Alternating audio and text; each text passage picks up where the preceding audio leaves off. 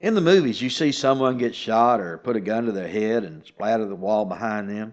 Somehow the mind filter is at work, and we know that it's not for real. It's just the movies.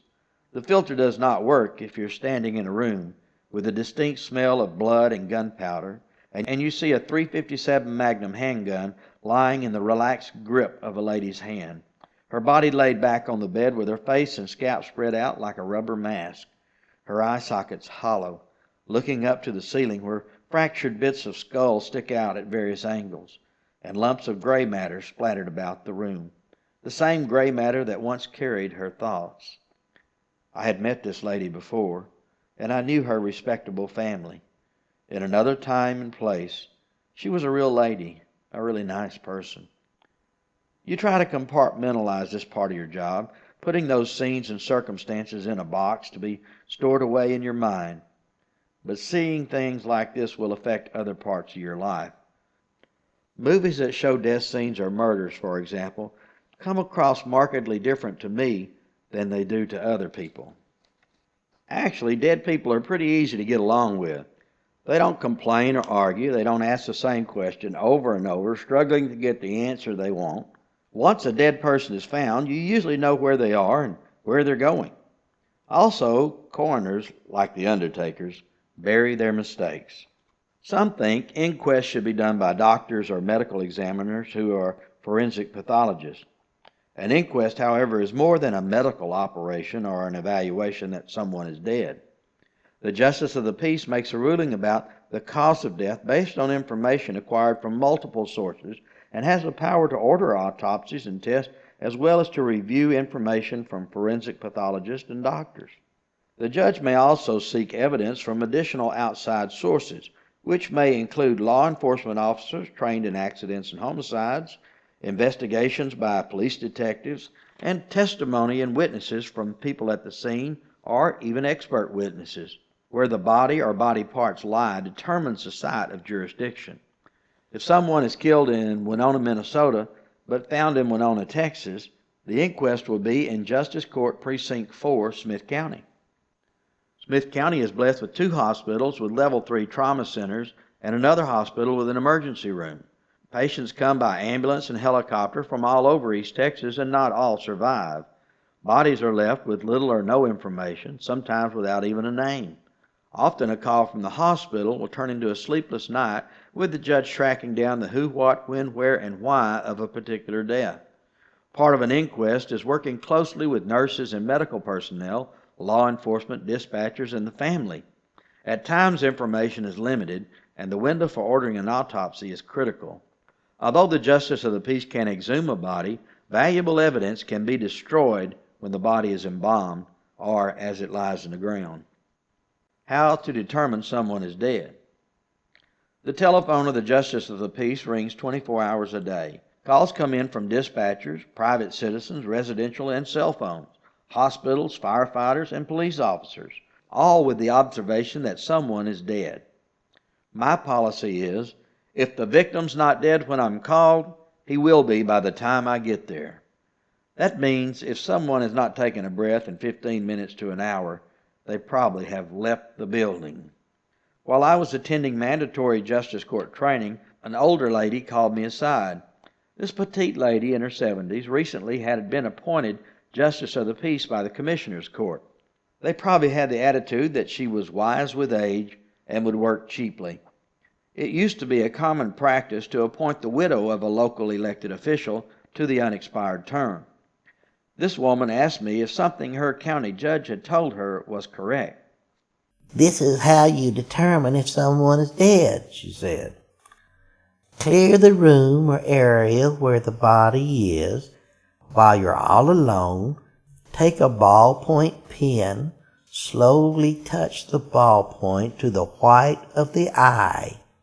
If there is no movement, the person is deceased." I could only imagine.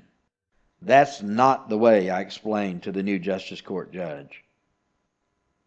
Before an inquest is requested, somebody must come to the conclusion that someone is dead. Medical personnel, law enforcement, or a family member. It's really not that difficult to tell if a person is dead. If someone's not breathing, does not have a pulse, has fixed pupils, that means they don't respond to light, the person most probably is dead. Still, there are true stories of people being buried alive or waking up on the mortuary slab. The terms dead ringer and graveyard shift arose because at one time people were buried with bells attached to their caskets that could be rung from inside in case of an accidental live burial. And cemetery workers on the graveyard shift listened for those bells.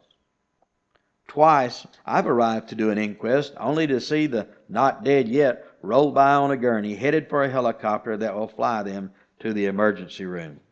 Both times the inquest was completed at the hospital. Frequently I'm called to the hospital to find a patient on an artificial respirator. The white bellows are going up and down, moving air, breathing, and providing oxygen to a body that's lifeless. That is, if lifeless is defined as meaning life has ended when the brain ceases to function. Surgeons and harvest teams are waiting for me to make the death official, so that the skin, tissues, corneas, bones, organs, they can be harvested. Those parts will continue to live in someone else. Continuing judicial education includes inquest training. Classes are often given by a forensic pathologist, which may include gruesome pictures and graphic descriptions.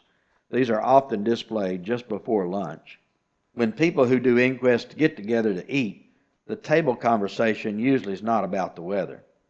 The casual listener or visitor may wonder what he's gotten into.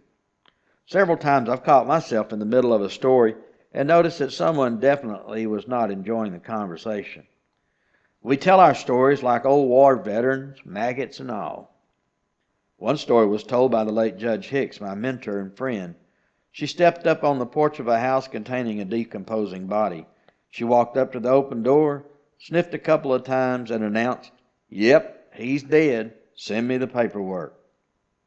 The long handlebar mustache of a tall, lanky judge out of West Texas bounced up and down as he told the story of a particular crispy critter. You could probably read this story in 3 or 4 minutes, but it took him 20 minutes to tell it. Words last a lot longer when they're spoken in a West Texas accent.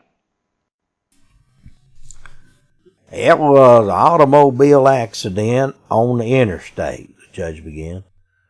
A crash with an 18-wheeler left a crumpled car burning. A man and a woman and a baby were dead at the scene. They flew their truck driver in by helicopter in critical condition.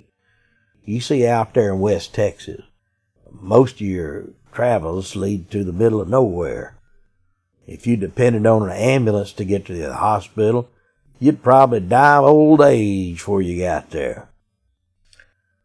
You know how hot them car fires get. He looked around, the nodding heads and continued. When the volunteer fire department arrived, it was in full flame. They poured the water to it and it hit that hot melting metal.